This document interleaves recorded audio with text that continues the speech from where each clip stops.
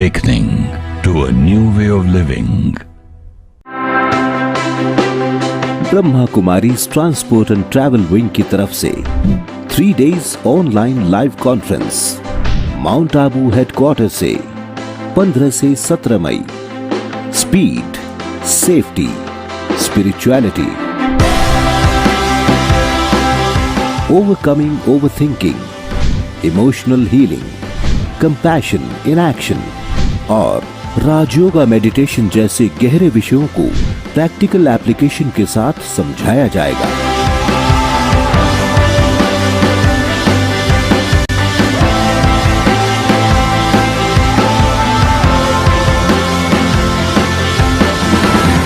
साथ ही होंगे उमंग उत्साह बढ़ाने वाले गीत।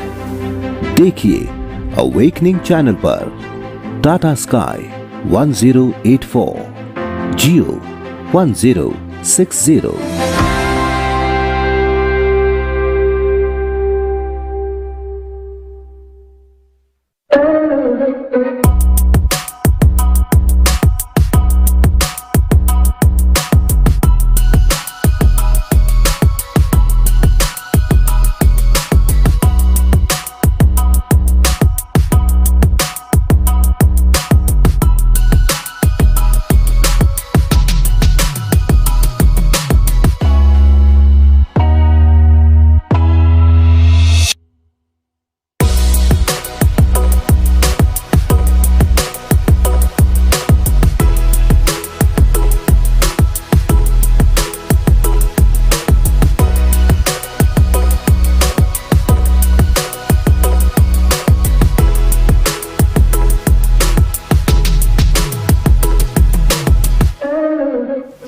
ओम शांति, नमस्ते। कहते हैं हो अंधेरी रात पर दीपक जगाना कहाँ मना है। आज हो रही है ऑनलाइन मुलाकात पर मुस्कुराना कहाँ मना है। आपकी मुस्कुराहट के साथ आज ब्रह्मा कुमारीज की ट्रांसपोर्ट एंड ट्रैवल विंग इस ऑनलाइन इंस्पिरेशंस 3 दिवसीय लेक्चर सीरीज का शुभारंभ कर रही है। इस बातों को सुनते हुए हम अपने अपने स्थानों पर फिजिकली तो एक दूसरे से बहुत दूर होंगे, लेकिन जब जिस समय और जहां पर इस सीरीज में बताई गई प्योर पॉजिटिव थॉट्स को हम सुनते हैं, तो उसी समय पर उसी स्थान पर हमारी ये रिस्पॉन्सिबिलिटी बनती है कि हम प्योर, पॉजिटिव और पावरफुल थॉट्स रेडिएट करेंगे। स्थान अलग अलग हैं, लेकिन हम सब की मन की फ्रीक्वेंसी एक रहेगी। वैसे जब कोई शुभ कार्य शुरू करते हैं तो दीपक जगाते हैं, और ब्रह्मा कुमारीज में एक बहुत सुंदर गीत है, शुभ संकल्पों के दीप जलाएं अपने अपने मन में। तो आइए आज भी इस प्रोग्राम को शुरू करते हुए हम अपने मन में 3 शुभ संकल्पों के दीपक जगाएंगे। आगे चलते इस विंग की जो चेयरपर्सन है आदरणीय डॉक्टर निर्मला दीदी, उनकी ब्लेसिंग्स भी हम सुनेंगे। फिर भारत के जो union minister for road transport and highways हैं, रिस्पेक्टेड नितिन गडकरी जी, उनकी भी ग्रीटिंग्स और इनॉग्रल एड्रेस हम सुनेंगे। और उसके बाद डॉक्टर गिरीश पटेल और भ्राता ईवी गिरीश द्वारा एक बहुत सुंदर कॉन्वर्सेशन इमोशनल हीलिंग इस विषय पर हम सुनेंगे।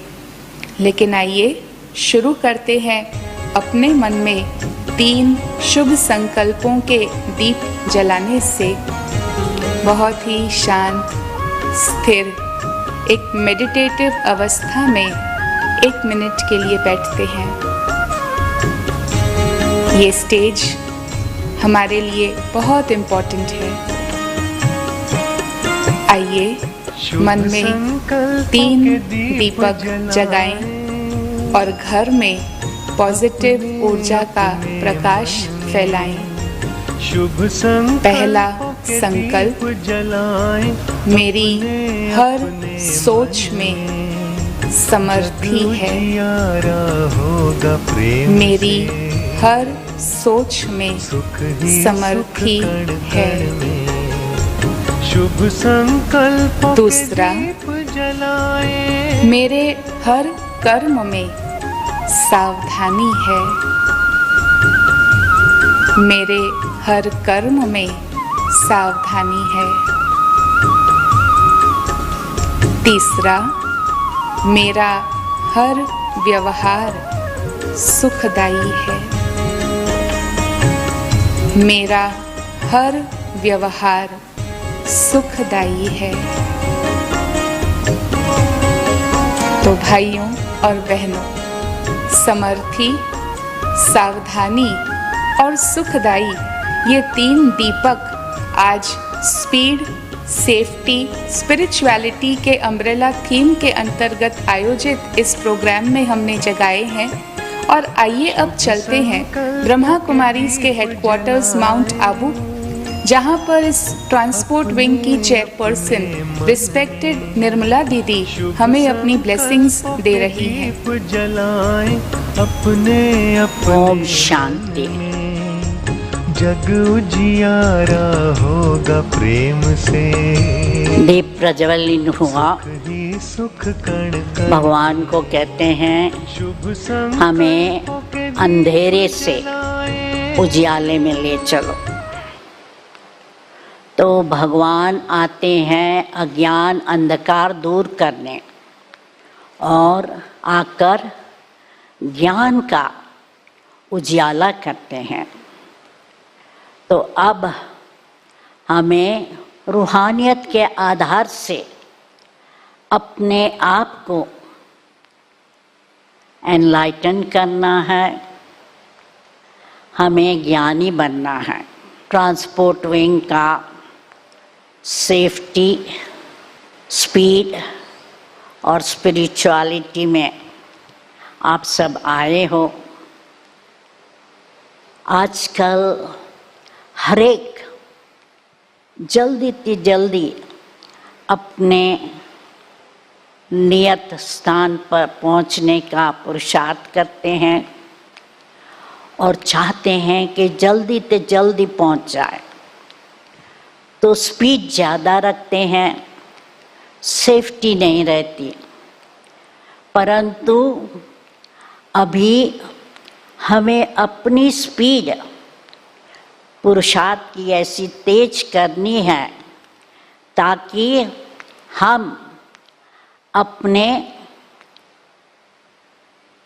नियत स्थान मुक्ति, जीवन मुक्ति को पा सके। तो हमारा लक्ष्य अभी होना चाहिए मुक्ति, जीवन मुक्ति पाने का। क्योंकि जब लोग शरीर छोड़ते हैं समझते हैं हम स्वर्ग में जाएं, परंतु स्वर्ग में जाने के लिए भी पुरुषार्थ करना पड़ता है। और जितना स्पीड से पुरुषार्थ करेंगे तो अपने लक्ष्य को पा सकेंगे। तो इस विंग के कॉन्फ्रेंस में आप इन सब बातों को समझेंगे और पुरुषार्थ की स्पीड बढ़ाएंगे, ऐसी हमारी उम्मीद है। ओम शांति। दीदी ने कितनी सुंदर बात बताई। मुक्ति अर्थात अब समय है कि हम अपने आप को कई प्रकार की बॉन्डेजेस से फ्री करें।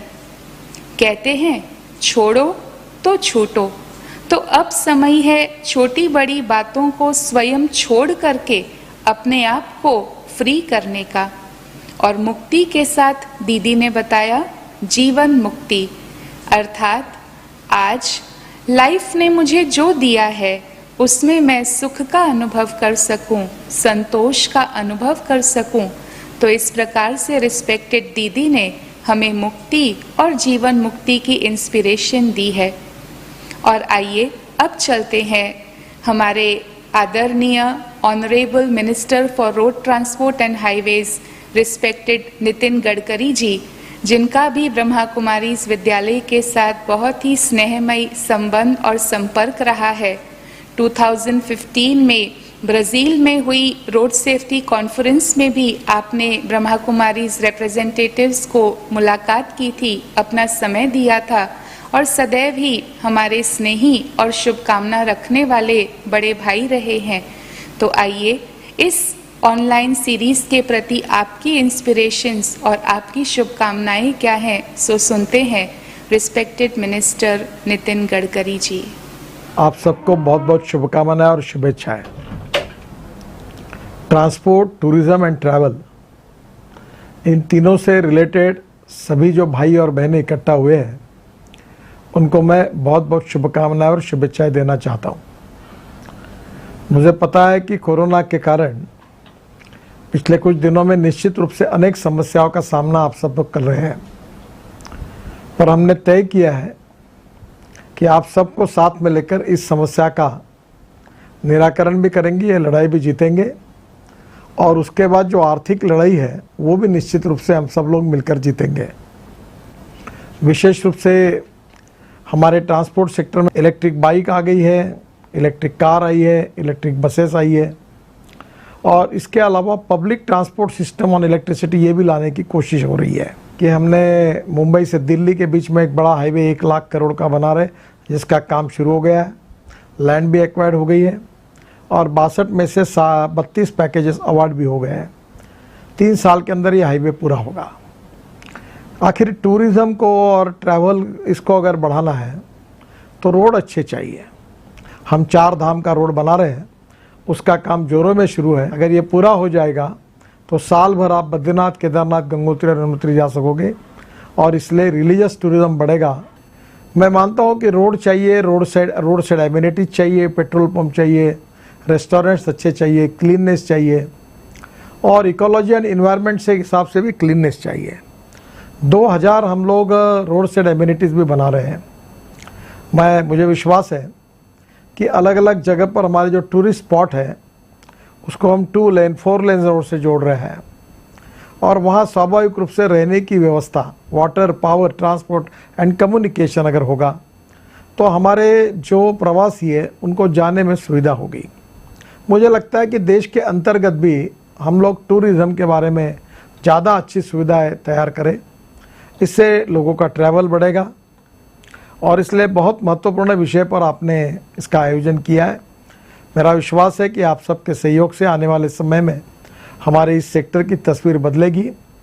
लोग प्रवास के लिए निकलेंगे, तीर्थाटन के लिए निकलेंगे, तो अलग अलग प्रकार की नई टेक्नोलॉजी को लेकर टूरिज़्म कैसे बढ़े, लोग ज़्यादा से ज़्यादा ट्रैवल कैसे करें और इसके कारण हमारे ट्रांसपोर्ट सेक्टर को, पब्लिक ट्रांसपोर्ट को हम कैसे सुधारें और देश की इकोनॉमी को कैसे मजबूत करें, यही हमारी सोच है। आपके इस सफल आयोजन के लिए मैं बहुत बहुत शुभकामनाएं और शुभेच्छा देता हूं और निश्चित रूप से आपका ये सेमिनार लोगों को नई दिशा देगा, सोचने की नई दिशा देगा और देश के विकास में बहुत महत्वपूर्ण एक प्रेरणा देने का कार्य करेगा, ऐसा विश्वास व्यक्त करते हुए फिर से एक बार आप सबको बहुत बहुत बधाई देते हुए धन्यवाद, नमस्कार। रिस्पेक्टेड मिनिस्टर ने सच ही कहा, क्लेanलीनेस का बहुत महत्व है एनवायरनमेंट में भी और साथ साथ हमारे मन में भी। और इस ऑनलाइन सीरीज के दौरान जो हम प्योर पॉजिटिव थॉट्स सुनेंगे ये ज़रूर ही हमारे मन को क्लेंस करेंगे और साथ साथ जो भारत उन्नति की ओर जा रहा है इस बातों को सुनकर के हमें भी बहुत हर्ष और गौरव महसूस होता है। और अब चलते हैं आज का जो मुख्य विषय है उसकी ओर, इमोशनल हीलिंग, जो वर्तमान समय एक बहुत ही अहम विषय है और जिस मोड़ से ये संसार गुजर रहा है उसमें तो इस टॉपिक की इम्पोर्टेंस और भी बढ़ जाती है।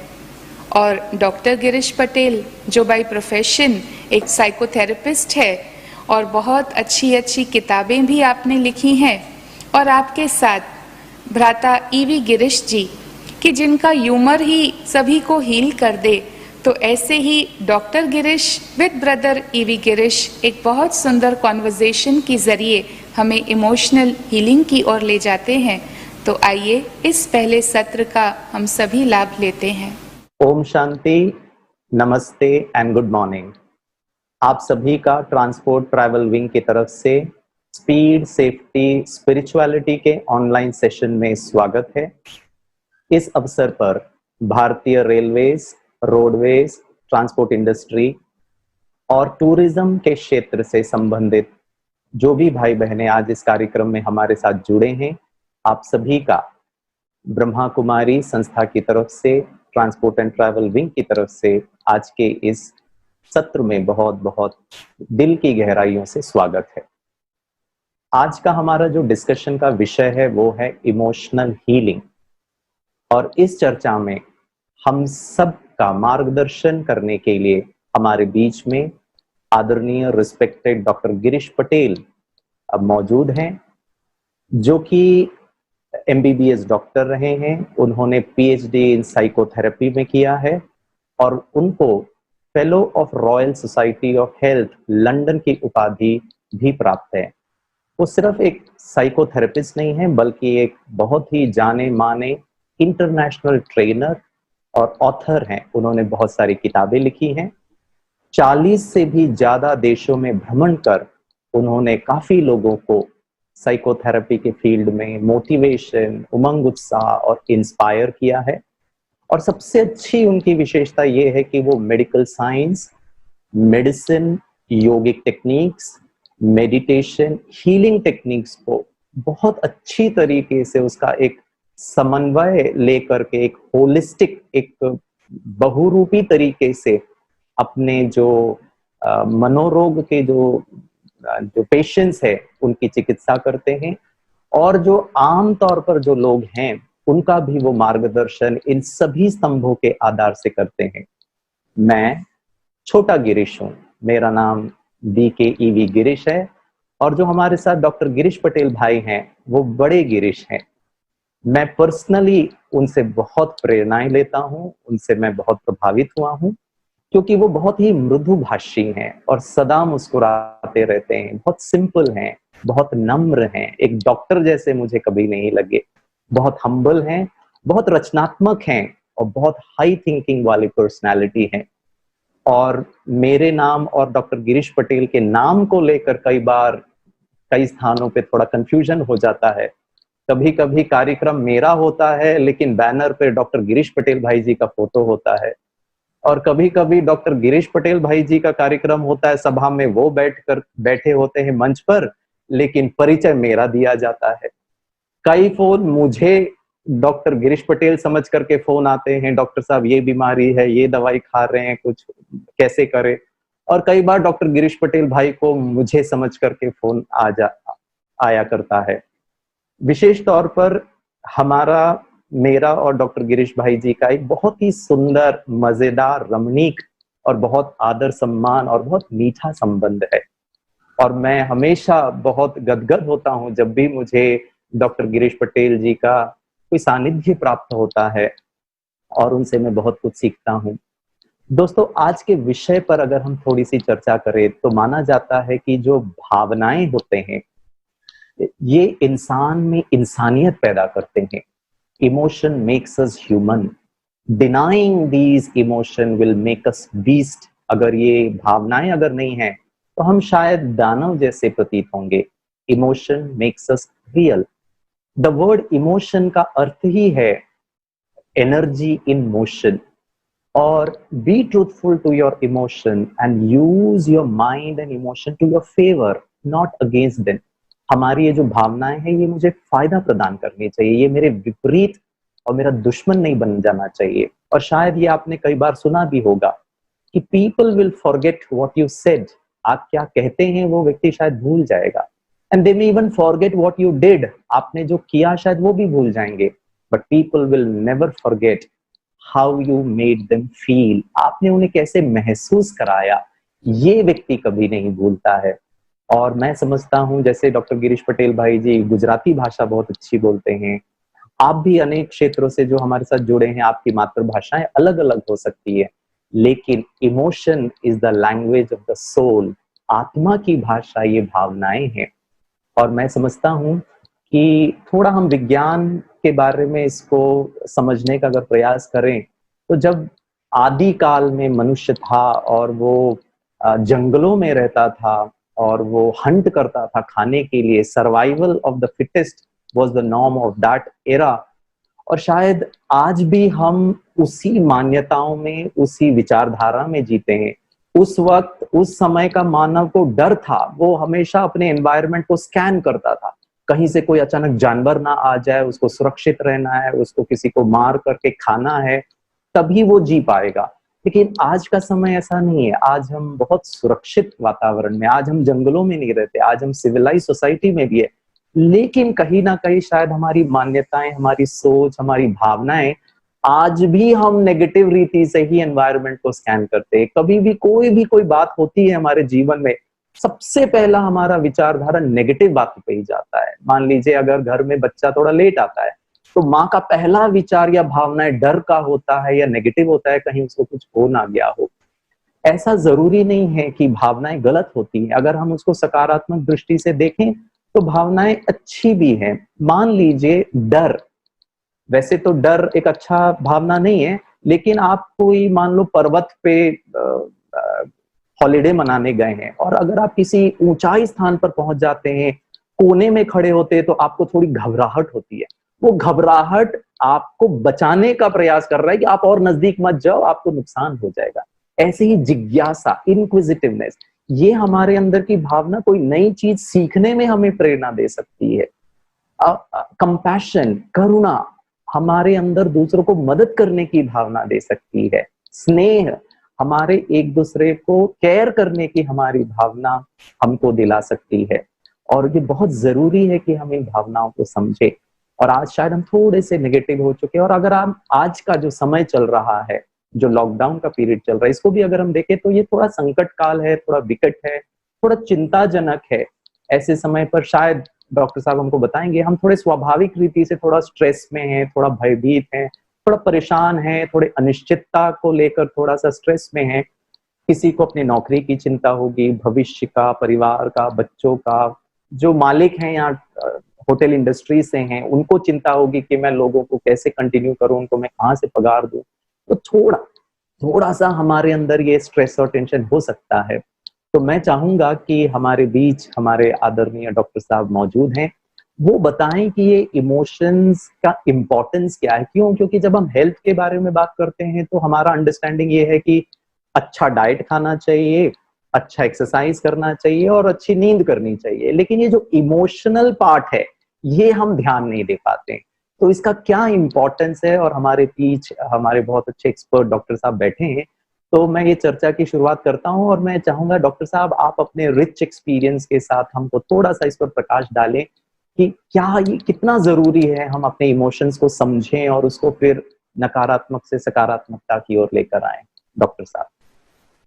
बहुत अच्छा, इमोशंस पे आपने बहुत ही अच्छा बैकग्राउंड बताया।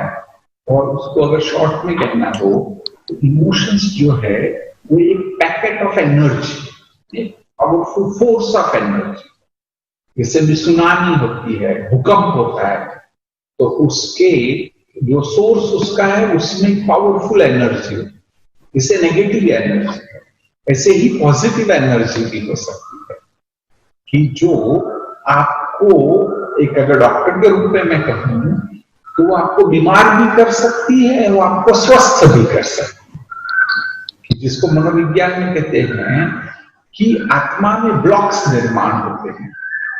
वो ऐसे जैसे एक प्रकार से कपड़े पे दाग के धब्बे हो जाते हैं, कहीं पर वो ब्लॉक्स हो जाते हैं, और वो ब्लॉक्स आपको जीवन भर की समस्या निर्माण कर सकते हैं। ये कहेंगे कि कई जन्मों तक भी वो आपको परेशान कर सकते हैं अगर आपने उसको ठीक नहीं किया। अगर ठीक किया तो बहुत अच्छा जीवन भी आप व्यतीत कर सकते हैं। मैं आपको दो उदाहरणों के द्वारा इसको बताना चाहता हूं।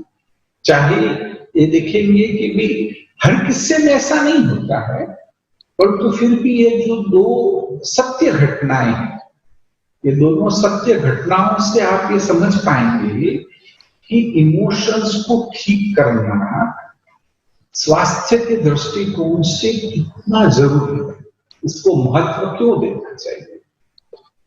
एक करीब 14-15 साल के लड़के को मेरे पास लेकर के आए और बाहर गांव से आए थे और उसकी बीमारी को डायग्नोस किया गया था कि बॉर्डर लाइन पर्सनालिटी डिसऑर्डर, और ये बोला गया था कि जिंदगी भर चलने वाला है। बॉर्डर लाइन पर्सनालिटी डिसऑर्डर वाले बहुत खराब होंगे, बहुत हंगामा करेंगे, चोरी कर सकते, खराब संगत कर देंगे, ड्रग्स लेने लगेंगे। किसी डॉक्टर ने जीवन भर चलेगा, इसको हॉस्पिटल में डाल दो, कोई इलाज नहीं। माँ बाप रोते रोते आए। मैंने कहा मैं बेस्ट ट्राई करता हूं, आप मुझे उससे पहले बात करने दीजिए। जब मैंने अकेले में उससे बात की, और एक तरीका होता है पूरा कि कैसे इंटरव्यू लेना, कैसे उसके दिल की बात को निकालना। जब मैंने वो शुरुआत की तो उसका पहला ही वाक्य था, मां ने मुझे मारा। तो उसके अंदर वो बात पहले से थी, ब्लॉक के लिए। ये बहुत लंबा होता है, हमारे पास टाइम तो बहुत ही कम है, परंतु जब ये सारी बात को मैंने समझा तो फिर नेक्स्ट टाइम मैंने माँ को अच्छे से रिक्वेस्ट की कि देखो आप भी सही हो, मैं नहीं कहता हूं कि आप गलत हो, परंतु बेटे में यह इमोशन है वो डीप डीप चला गया है कि माँ ने मुझे मारा। अगर आप एक मेरी बात मानो तो थोड़ा सा उसको इमोशनली उससे माफी मांग लो। इमोशनली थोड़ा उसको आप कहो कि बेटे तू मुझे माफ कर दे, ये मेरा भाव नहीं था, ऐसे ऐसे मेरी गलती है। और माँ ने सब कुछ एक्सेप्ट कर लिया।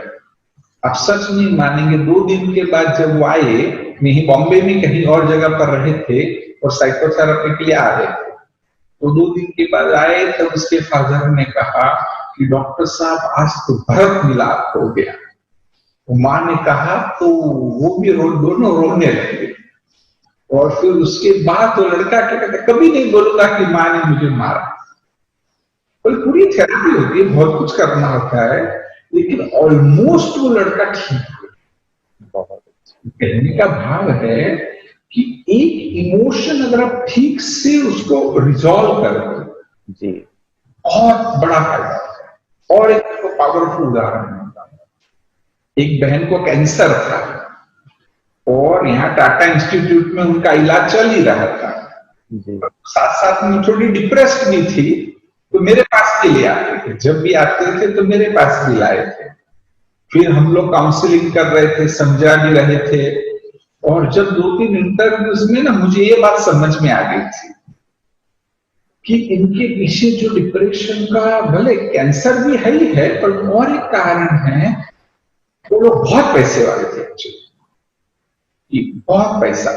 पर तो समस्या ये थी कि जो 2 भाइयों का बंटवारा होना था, वो बंटवारे में दोनों मान नहीं रहे थे।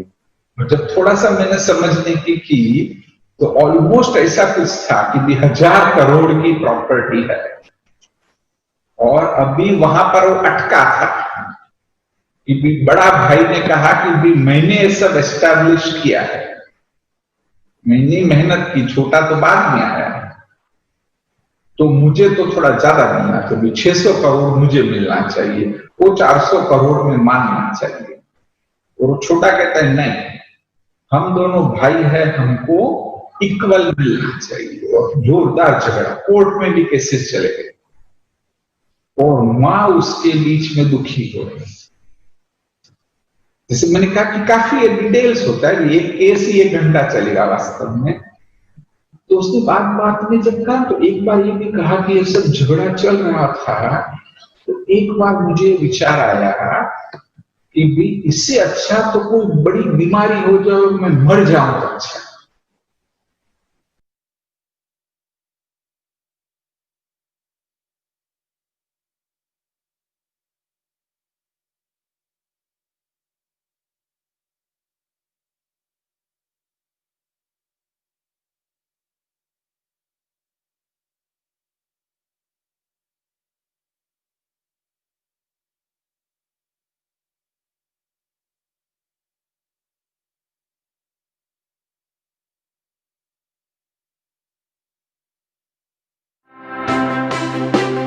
Brahma Kumari transport and travel wing की तरफ से 3 days online live conference mount Abu headquarter से 15 से 17 मई।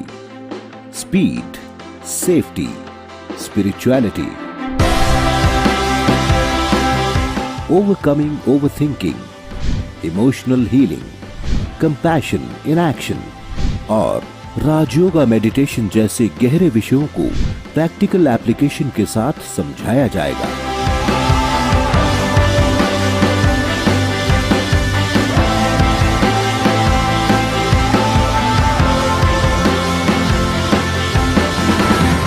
साथ ही होंगे उमंग उत्साह बढ़ाने वाले गीत। देखिए अवेकनिंग चैनल पर। उनका इलाज चल ही रहा था, साथ साथ में थोड़ी डिप्रेस्ड भी थी, तो मेरे पास भी ले आते थे। जब भी आते थे तो मेरे पास भी लाए थे। फिर हम लोग काउंसलिंग कर रहे थे, समझा भी रहे थे। और जब 2-3 इंटरव्यूज में ना मुझे ये बात समझ में आ गई थी कि इनके पीछे जो डिप्रेशन का, भले कैंसर भी है ही है, पर और एक कारण है, वो लोग बहुत पैसे वाले थे, बहुत पैसा। पर तो समस्या ये थी कि जो 2 भाइयों का बंटवारा होना था, वो बंटवारे में दोनों मान नहीं रहे थे। और जब थोड़ा सा मैंने समझने की तो ऑलमोस्ट ऐसा कुछ था कि भी 1000 करोड़ की प्रॉपर्टी है, और अभी वहां पर वो अटका था कि भी बड़ा भाई ने कहा कि भी मैंने ये सब एस्टैब्लिश किया है, मैंने मेहनत की, छोटा तो बाद में आया, तो मुझे तो थोड़ा ज्यादा मिलना चाहिए, 600 करोड़ मुझे मिलना चाहिए, वो 400 करोड़ में मानना चाहिए। और वो छोटा कहता है नहीं, हम दोनों भाई है, हमको इक्वल मिलना चाहिए। और जोरदार झगड़ा, कोर्ट में भी केसेस चले गए, और मां उसके बीच में दुखी हो गई। जैसे मैंने कहा कि काफी डिटेल्स होता है, एक केस ही 1 घंटा चलेगा वास्तव में। तो उसने बात में जब कहा, तो एक बार ये भी कहा कि ये सब झगड़ा चल रहा था, तो एक बार मुझे विचार आया कि भी इससे अच्छा तो कोई बड़ी बीमारी हो जाए और मैं मर जाऊं तो अच्छा। तो थोड़े समय में उसको कैंसर हो, तो हमने पकड़ा कि भी कहीं इस बात में भी उसकी जड़ हो सकती है। हमने दोनों भाइयों को अलग अलग भी समझाने की कोशिश की। छोटे को कहा तो नहीं माना, उसने कहा नहीं, मुझे इक्वली मिलना चाहिए। फिर बड़े भाई से हमने बात की, बड़े को भी हम तो भी ऐसे तो नहीं माना, लेकिन मैंने उनको उसको ये कहा कि भाई तुम माँ के लिए क्या कर सकते हो? उसने कहा मेरी जान भी दे सकता। तो मैंने कहा कि 100 करोड़ नहीं दे सकते हो? तो कहा क्या बड़ी बात है। तो इसे थोड़ा इमोशनली उनको तैयार किया हमने, और ये बोला कि माँ को 100 करोड़ दे दिया, मान लिया। सच में तो इमोशनली मान गया। और सच मानिए कि जब ये रिजॉल्व हो गया, तो थोड़े ही दिनों में उसका कैंसर ठीक हो गया। क्या बात। भले डॉक्टरों ने तो ये कहा कि स्पॉन्टेनियस रेमिशन, जी, डॉक्टरों ने भी देखा कि उसके रिपोर्ट नॉर्मल आ गए, क्योर हो गई। तो बोला नहीं, ऐसा तो होता है, क्योंकि हजारों में एक आध केस में वो स्पॉन्टेनियसली क्योर हो जाता है। ज्यादा बोला नहीं, पर तू समझा कि देखो कहीं ना कहीं ये बात है जी। तो मेरा कहने का ये भाव है, भले हम क्लेम नहीं कर रहे, परंतु जब भी जो भी बीमारियां, जहां भी ये इमोशंस जुड़े हुए हैं, उसको हमें ठीक करना चाहिए। उसको ठीक करेंगे तो बहुत प्रकार के फायदे हैं। ये 2 मैंने आपको पावरफुल एग्जांपल्स बताए। और गिरीश भाई, जैसे इसमें हम देखेंगे ना, तो लोग अवेयर नहीं होते। हाँ, चेक और चेंज जी बड़ा मुश्किल होता है जी। तुम्हारा wonderful story teller. Thank you Girish भाई। एग्जाम्पल है तो आप बताइए कि और चेंज कैसे करें लोग। जी जी जी जी, थैंक यू डॉक्टर साहब, आपने बहुत पावरफुल 1-2 एग्जाम्पल दिए, और इससे हमारे अंदर एक थोड़ा सा रे ऑफ होप आ रहा है कि बीमारियों का कहीं ना कहीं अंडरलाइनिंग केस हो सकता है, लेकिन हमें उसे समझना पड़ेगा। मुझे एक बहुत अच्छी कहानी याद आती है, थोड़ी मोटिवेशनल कहानी है। एक बार एक महिला एयरपोर्ट में जाती है, उसको फ्लाइट पकड़ना होता है, तो वो पहुंचती है और जैसे ही वो एयरपोर्ट पहुंचती है तो पाती है कि उनका फ्लाइट डिलेड हो गया है। अब टाइम पास करने के लिए वो एक दुकान में जाती है, एक बुक शॉप में जाती है, वहां से बहुत अच्छी किताब उसने सुना था उसके बारे में, वो खरीदती है और वो एक पैकेट ऑफ चिप्स भी खरीद लेती है कि सोचती है कि भाई टाइम पास है, चिप्स भी खाऊंगी और किताब भी पढ़ूंगी। और बहुत आराम से जो वेटिंग एरिया होता है जहाँ पैसेंजर्स बैठे होते हैं, कुछ सीट खाली होती है, वहां बैठती है, अपना बैगेजेस नीचे रखती है और वो बहुत प्यार से वो किताब पढ़ना शुरू कर देती है। और वो क्योंकि बहुत इंटरेस्टिंग किताब होता है, थोड़े ही पलों में उसका पूरा ध्यान जो है वो किताब में मगन हो जाती है। वो थोड़ी देर के बाद वो अपने आंखों के कोने से, from the corner of her eyes, she watches that उसके बाजू में एक व्यक्ति बैठा हुआ है और वो व्यक्ति भी, उसका सामान रखा हुआ है, बड़े अच्छी तरह रिलैक्स होकर बैठा है, पाँव में पाँव चढ़ा करके बैठा है और वो बड़ा प्यार से न्यूज़पेपर पढ़ रहा है। लेकिन वो जो व्यक्ति है वो इसके पैकेट ऑफ चिप्स में से चिप्स खा रहा है। अब ये जैसे वो देखती है तो उसका पूरा ध्यान जो है वो किताब से हट करके वो पैकेट ऑफ चिप्स और उस व्यक्ति पर केंद्रित हो जाता है। अब उसको धीरे धीरे ये मन का भाव चेंज होता है कि भाई मेरा पैकेट ऑफ चिप्स है, अगर इसको इतनी ही भूख लगी थी, कपड़े तो बहुत अच्छा पहना है, एयरपोर्ट में है, फ्लाइट में ट्रैवल करता है, लेकिन इसको इतनी भी तमीज नहीं है, इतना भी कर्टसी नहीं है कि madam can I have chips from your packet of chips. इतना तो डिग्निटी होनी चाहिए। और वो बड़े प्यार से एक चिप्स खा रहा है और ये मैडम भी एक खा रही है, वो भी खा रहा है, वो कंप्लीटली रिलैक्स्ड है। और देखते ही देखते वो देखती है कि एक last single piece of chip बचा हुआ है। अब वो सोचती है अपने मन में कि देखती हूँ ये क्या करता है। और वो व्यक्ति बड़े प्यार से वो लास्ट पैकेट, वो जो चिप्स का पैकेट होता है उसमें से लास्ट चिप उठाता है, उसके 2 टुकड़े करता है, एक टुकड़ा खाता है और जो आधा बचा हुआ था वो मैडम को कहता है, मैडम योर शेयर। अब ये सुनते साथ ये मैडम आग बबूला हो जाती है, इतना उसको गुस्सा आता है, she is full of rage, anger, frustration. एक तो मेरा पैकेट ऑफ चिप्स, वो लास्ट पीस भी मेरा था और उसमें उसको इतनी उसमें हिम्मत हुई कि वो मेरे को आधा टुकड़ा करके दे। और वो समझ नहीं पा रही थी कि वो कैसे उन चीज को कंट्रोल करे, कैसे रिएक्ट करे। वो हाफ पैक वो जो चिप्स होता है उसको छीन भी लेती है, खा भी लेती है उसको, लेकिन समझ में नहीं आ रहा होता क्या। तभी उसके वो सुनती है कि उसके फ्लाइट का अनाउंसमेंट होता है, flight number so and so, passengers are requested to check in. उसको बड़ा आराम लगता है कि उसका फ्लाइट का अनाउंसमेंट, वो एटलीस्ट वो इस व्यक्ति से तो दूर हो सकती है, क्योंकि वो अच्छा फील नहीं कर रही थी इसके कंपनी में। वो अपना बैगेज बांधती है और बड़े गुस्से वाले तरीके से, बॉडी लैंग्वेज बहुत नेगेटिव होकर के, और वहां से उठ करके चले जाती है। और पूरे भाव से वो इस व्यक्ति को बताना चाहती थी कि I did not like what you did. और वो पीछे मुड़कर भी नहीं देखती है कि वो क्या कर रहा है, उसको बुरा लग रहा है या वो सॉरी बोलना चाहता है। और वो जाती है, वो बोर्ड करती है प्लेन। अभी वो प्लेन के अंदर बैठती है और कुछ समय के बाद उसको याद आता है, अच्छा मैं तो वो किताब पढ़ रही थी और वो कितना अच्छा किताब था, लेकिन इस व्यक्ति ने मेरा मूड खराब कर दी, मेरी भावनाओं में नेगेटिविटी लेकर आया। वो सोचती है चलो जो हुआ सो हुआ। वो अपना ऊपर का जो बैगेज, जो हैंड बैगेज वाला कैबिन होता है उसको खोलती है, बैग निकालती है अपना बुक पढ़ने के लिए। और जैसे ही बैग के अंदर बुक निकालने को जाती है तो देखती है उसके अंदर एक पैकेट ऑफ चिप्स है। वो बहुत आश्चर्यचकित और सरप्राइज्ड हो जाती है कि अगर ये पैकेट ऑफ चिप्स मेरा है तो वो किसका था।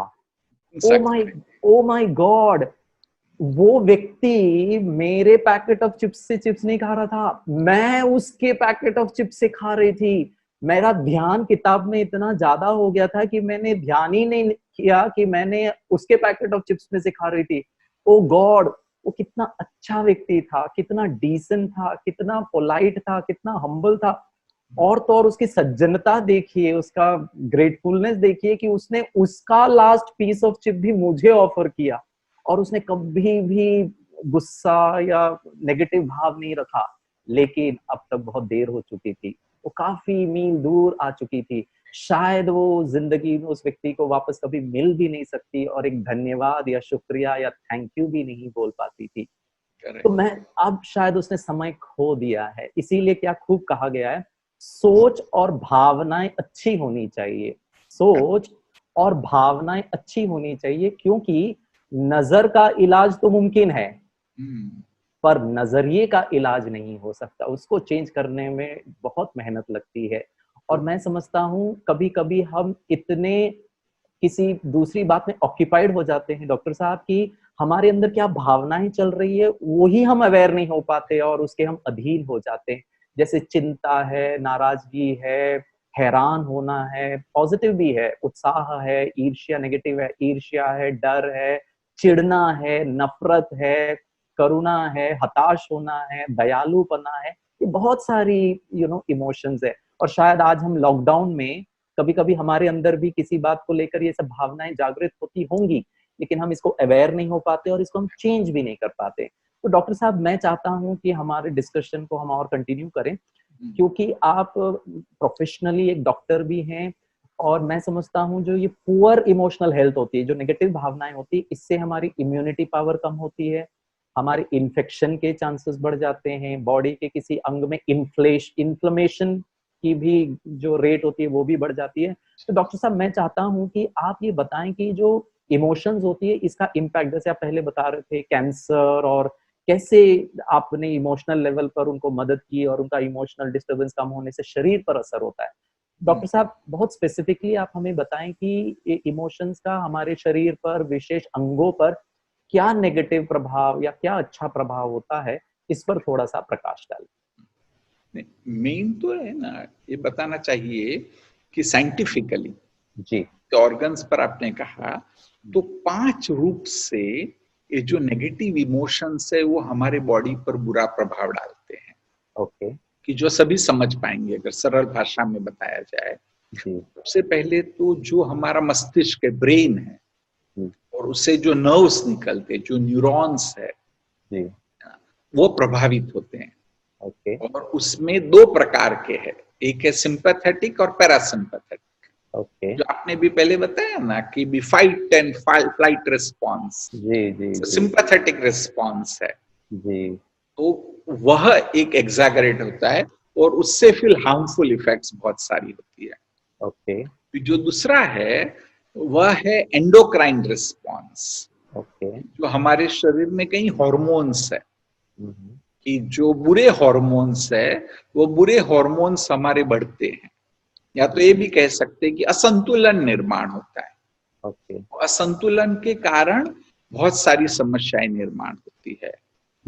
तीसरी बात है कि अब जो समझ में आया है पूरा कि ब्रेन में 1000 से ज्यादा केमिकल्स है। जो सुना है ना केमिकल का लोचा है, जी जी जी जो केमिकल से सारे बहुत डिस्टर्ब हो जाते हैं और वो डिस्टर्बेंस के कारण आपको शारीरिक और मानसिक बहुत बीमारियां होती है। ओके और अभी चौथी बात है कि ब्रेन सर्किट्स निर्माण करता है। जी सरल बताना हो तो कहीं देखो कि भी गांव में भी रास्ता नहीं है लेकिन लोग चलने लगे तो पगडंडी बन जाती है, फिर रास्ता बन जाता है, बहुत बड़ा रास्ता भी बन जाता है, जी लोग वहां चलते रहते हैं। जी तो ऐसे ही जो आप विचार करते रहते, जो व्यवहार करते रहते, जो इमोशंस निर्माण करते रहते, उससे आपके ब्रेन में सर्किट्स निर्माण होते हैं। जी और जब नेगेटिव इमोशंस है तो वह नेगेटिव सर्किट्स निर्माण होते हैं और वह भी आपको बीमार करते हैं। और 5वीं बात जो अभी लेटेस्ट रिसर्चेस है कि हमारे शरीर में बहुत सारे रिसेप्टर्स है। ओके दिमाग में तो है ही, परंतु सभी ऑर्गन्स में रिसेप्टर्स है, आपकी डाइजेस्टिव सिस्टम में रिसेप्टर्स है, स्किन में रिसेप्टर्स है। तो ये जो हर एक ऑर्गन्स में जो आपके रिसेप्टर्स है वो रिसेप्टर्स भी नेगेटिव इमोशंस के कारण डिस्टर्ब होते हैं।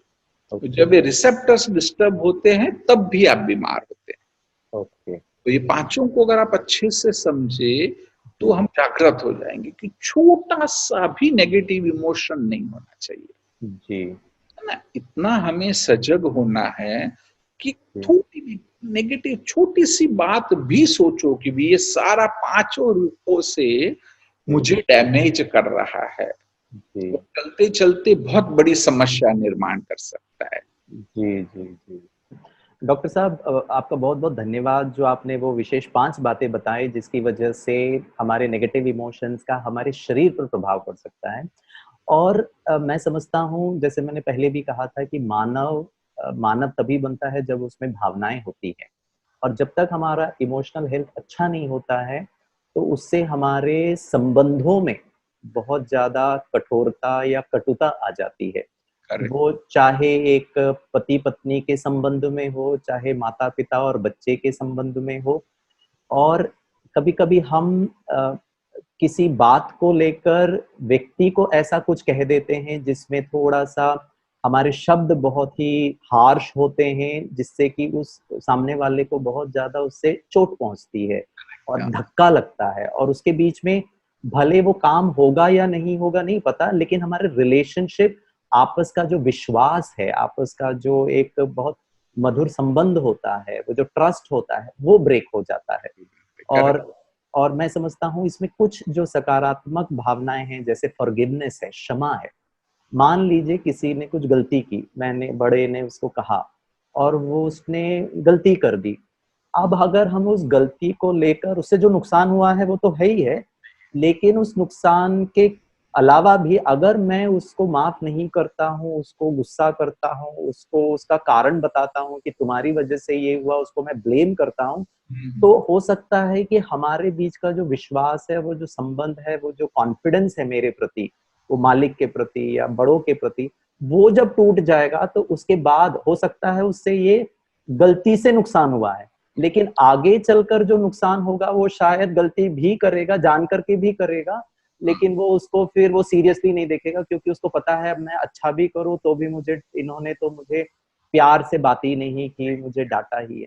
इसी प्रकार एक जो भावना है जिसको हम कहते हैं कि जैसे पेशेंस है, जिसको हम धीरता कहते हैं, और हमने ये देखा है कि संबंधों में आज एक दूसरे के बीच में हमारे पास वो पेशेंस नहीं है, हम रिस्पॉन्स नहीं करते, हम रिएक्ट करते हैं जल्दी, तुरंत काम होना चाहिए, और वो तुरंत के प्रोसेस में हम शायद किसी को कटु वचन बोलते हैं, गुस्सा कर देते हैं, हर्ट कर देते हैं, उन्हें पीड़ा पहुंचा देते हैं, और उससे जो हमारे जो संबंध है प्यार का, शांति का, वो कॉन्फिडेंस का, उसमें थोड़ा सा जो है दरार आ जाती है। तो मैं समझता हूँ अगर मानव एक सामाजिक प्राणी अगर कहते हैं, हम परिवार में एक दूसरे के साथ रहना है, और आज लॉकडाउन के पीरियड में तो शायद हम सब घरों में हैं, तो यहाँ पर हमें इसका इम्पोर्टेंस को समझना बहुत जरूरी है। मुझे एक बहुत सुंदर कहानी याद आती है पेशेंस के ऊपर। केरल में जून के महीने में एक सेल्समैन था, और वो नौकरी की तलाश में था, और वो थोड़ा डेस्परेट भी था, उसको नौकरी नहीं मिल रही थी, बारिश का मौसम था, तो वो एक नौकरी की तलाश में एक कंपनी में गया और कहा कि मुझे नौकरी चाहिए। तो उन्होंने कहा हम तो अभी ढूंढ रहे हैं, हमारा भी सीजन है, तो आपको हम नौकरी पर रखते हैं, ये हमारा प्रोडक्ट है, ये आपको बेचना है, और ये हमारे लिस्ट ऑफ कस्टमर्स है।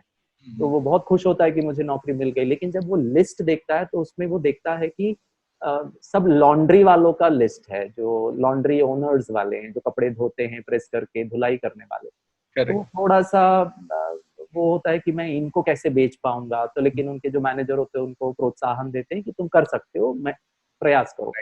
तो वो जाता है लॉन्ड्री वालों के पास जाता है, और वो अपने प्रोडक्ट को बेचता है, और 15 दिनों के अंदर वो ये पाता है कि उसने करीब करीब 80% अपना टारगेट कंप्लीट कर लिया बेचने में।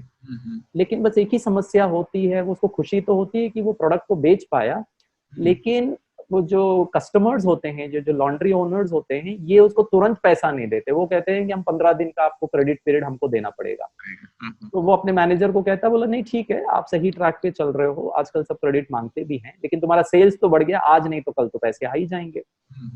और जब वो पैसे मांगने जाता है, तब उनके जो कस्टमर्स होते हैं, ये कहते नहीं 2 दिन के बाद आओ। वो आसमान में देखते हैं और वो कहते नहीं 2 दिन के बाद आना, 4 दिन के बाद आना। वो समझ नहीं पाता है कि आप ये पैसे क्यों नहीं दे रहे। 8, 10, 15 दिन हो जाते, अब उसको चिंता हो जाती है, मैंने प्रोडक्ट तो बेच लिया लेकिन पैसे नहीं मिलेंगे, तो फिर मैं मैनेजर को कैसे कहूंगा। वो अपने मैनेजर को कहता है कि सर मेरे को थोड़ी चिंता हो रही है, मेरे को थोड़ा डर लग रहा है, मैं थोड़ा हताश फील कर रहा हूँ क्योंकि वो मुझे पैसे नहीं दे रहे। तो वो उनको कहता है कि आप जब मांगने जाते हो तो वो क्या कहते हैं, तो वो बस आसमान को देखते हैं और कहते हैं 2 दिन के बाद आना। तो मैनेजर कहता है चिंता की कोई बात नहीं है, आप लगे रहो और पैसे मांगते रहो। और वो कुछ दिन के बाद जब पैसे मांगने जाता है तो जून महीने का अंत होते होते वो जब पैसे मांगने जाता है तो वो पाता है कि वो जो कस्टमर्स है वो तुरंत उसको पैसे देना शुरू कर देते हैं और उसको समझ में नहीं आता है। और लेकिन जब वो पैसे देना जब शुरू करते हैं तो वो ये महसूस करता है कि आसमान खुला हुआ होता है, सूरज की किरण धरती पर पड़ रही है, काले बादल हट गए हैं और तुरंत वो जो ग्राहक है उसको पैसे दे देते हैं और 3-4 दिनों में वो लगभग 90% अपना रेवेन्यू जनरेट कर लेता है। उसको समझ में नहीं आ रहा होता है कि जो ग्राहक हमको पैसे नहीं दे रहा था तुरंत इतने जल्दी कैसे दे दिया। वो अपने मैनेजर के पास जाता है और कहता है कि सर मुझे तो ग्राहकों ने पैसे दे दिया, आपने मुझे कहा था अब लगे रहो और दे दिया। तो उसने कहा कि तुम्हें पता है उन्होंने पैसे क्यों दिए? बोला मुझे तो अभी भी समझ में नहीं आ रहा है क्यों पैसे दिए। उन्होंने कहा जो हमारा बिजनेस है, ये बिजनेस जो है ये आप लॉन्ड्री वालों के पास जाते हैं, वो कपड़े धोते हैं, फिर उसको सुखाते हैं, फिर उसको प्रेस करते हैं, फिर ग्राहकों को देते हैं। लेकिन जब बारिश के मौसम में कपड़े सूखते नहीं है, जब सूखते नहीं है तो वो थोड़ा लेट अपने कस्टमर्स को देते, उनको भी रेवेन्यू जनरेट नहीं होता है, जिसके कारण वो आपको पैसे नहीं दे पाते। तो आपको थोड़ा सा पेशेंस, धीरता आपने रखा, आपने हार नहीं मानी, आपने उनका पीछा नहीं छोड़ा, जिसकी वजह से आपका पेशेंस की वजह से आपको ये सफलता प्राप्त हो गई। और वैसे भी कहा जाता है डॉक्टर साहब, जीवन की हर समस्या ट्रैफिक की लाल बत्ती की तरह होती है, यदि हम थोड़ा देर प्रतीक्षा कर लें तो वो हरी हो जाती है। इसीलिए धैर्य रखने से, प्रयास करने से समय बदलता है। इसीलिए हमको रिस्पॉन्स, हमारे संबंधों में भी अगर आपको लगता है कहीं कटुता है तो हम नकारात्मक विचार और तुरंत रिएक्ट ना करें, बल्कि उसको थोड़ा सा समय दें। और डॉक्टर साहब मैं चाहूंगा कि आप विषय, जैसे आपने पिछले बार 5 बातें बताई, ऐसे आपको क्या लगता है एज अ साइकोथेरेपिस्ट, मानव जीवन में बहुत सारे हमारे नेगेटिव होते हैं, मेजर 5 ऐसी कौन सी नेगेटिव इमोशंस है जो ओवरऑल होलिस्टिकली हमारे संबंध को, हेल्थ को, कारोबार को, भविष्य को, सफलता को इम्पैक्ट कर सकता है? सिर्फ ये लॉकडाउन की बात नहीं कर रहा हूँ, in general as a psychotherapist आपको ऐसे कौन से विशेष 5 इमोशंस लगते हैं which can have a very negative impact on an individual? जी जी गिरीश भाई, पहले तो मैं ऐड करना चाहता हूँ, आपने जो पेशेंस की बात बताई ना, रिलेशन का जो मैंने आपको पूछा, जी जी जी, तो एक पेशेंस तो जरूरी है, पर कई बार तो इमोशंस के कारण हम ऐसा व्यवहार करते हैं, हमें ही मालूम नहीं होता है कि मैं ऐसा कर रहा हूँ। अच्छा, जिसको कहते हैं ना, हमारा सबकॉन्शियस काम कर रहा है, जी जी, पता नहीं कि आप कर रहे हैं। जी जी, आमतौर पर कहते हैं ना कि भी आपका हिडन एजेंडा क्या है, जी जी जी, अंदर का छुपा हुआ भाव क्या है, भाव क्या है। हाँ। जी जी जी, तो वो इमोशन से कई बार वो सामने आता है। चलो बहुत बड़ा विषय, उस पर न जाए। अभी आपने जो पूछा जी, कि वास्तव में कहते हैं कि भी 2 ही इमोशंस है। अच्छा, एक नेगेटिव और एक पॉजिटिव। ओके, नेगेटिव है फियर और पॉजिटिव है लव। वो वाला लव नहीं है, जी जी जी, लोग समझते हैं, दिस इज डिफरेंट।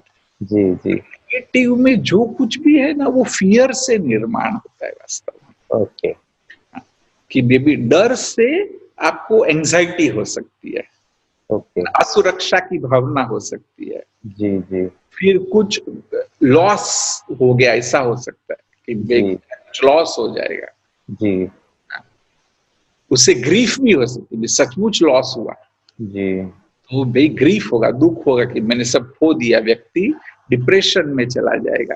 जी, और लोग आपकी डर, आप ये भी चाहते हैं कि भी लोग मेरी बात को माने, जी, नहीं मानते तो आपको गुस्सा भी आता है। जी, और बहुत ही पावरफुल चीज है कि जब ये बात नहीं होती है तो आप बदला लेना चाहते हैं, जी, ऐसा हुआ नहीं तो एक बदले की भावना। और जो सबसे पावरफुल चीज है वह है गिल्ट, ओके, हाँ जी, पाप की भावना। जी, और मैंने साइकोथेरेपी में देखा है कि जब तक व्यक्ति ये पाप की भावना से उभरता नहीं है, हम उसको ठीक नहीं कर सकते। ओके, कई बार मैं भी हार मान के छोड़ देता। अभी हमारे 1-2 पेशेंट है अच्छा, कि बड़ा सिंपल सा है, भी एक भाई है, भी बूढ़े है ये तो एक्चुअली, जी, वो डिप्रेस भी है, उनको ओसीडी है, ओके, बार-बार हाथ धोना, ऐसी बहुत चीजें। तो जी, दवा मांगेंगे कि मैं ये ली शायद, तो आधे डॉक्टर हो गए अभी तो, अच्छा, उसको सब दवा का नाम मालूम है। जी, लेकिन वो क्या बोलते हैं, मतलब कि मैंने बचपन में बहुत बुरा किया, मेरे जैसा बुरा कोई नहीं, भगवान भी मुझे माफ नहीं कर सकता है। और जब हमने सुना तो उसने कुछ बुरा नहीं किया। 100 में से 70% लोग वैसा कुछ ना कुछ तो करते ही है। जी कम से कम मैंने 2 सेशन हमने ऑनलाइन किया था, अभी लॉकडाउन चल रहा है ना, तो लेकिन वो मानने को ही तैयार नहीं। फिर मैंने अल्टीमेटली छोड़ दिया। उनको यही बोला कि देखो भैया, तुमको इस पे ही काम करना पड़ेगा, जी कि भी हम ऐसे हजारों लोगों को सुनते हैं, आपने कुछ भी बुरा नहीं किया, जब जी तक तुम इस गिल्ट से बाहर नहीं आओगे तुम ठीक नहीं हो सकते हो। जी जी ये देखेंगे तो 4-5 मेन नेगेटिव इमोशंस है कि जिस पर हमें काम करना पड़ेगा।